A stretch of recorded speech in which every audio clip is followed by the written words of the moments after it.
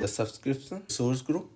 A resource group is like a container that holds related resources for Azure solution. See, you can have multi type of services or the component in your Azure, right? You have some networking component, you can have some storage component, you can have the VMs. Okay, so either you can keep the same kind of resources like RG1 in this one, storage resources in RG2 or RG3, or also you can create the resource group in terms of your department wise.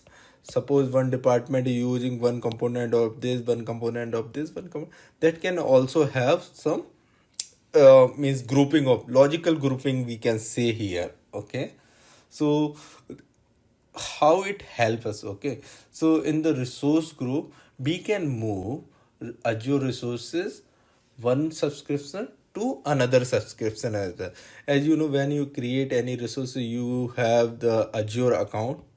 Okay, Azure account can have one or multiple subscription, one or many, and these resources can move from one subscription to another subscription as well. And one more thing, if you provide any kind of permission on your resource group, okay, that will automatically inherit to the Azure resources as well. Also you can get the questions like, if you delete resource group, will the resources inside those resource group will be deleted? Yes, that is true. If you will remove it, then it will, the resources inside that one can be deleted, will be deleted.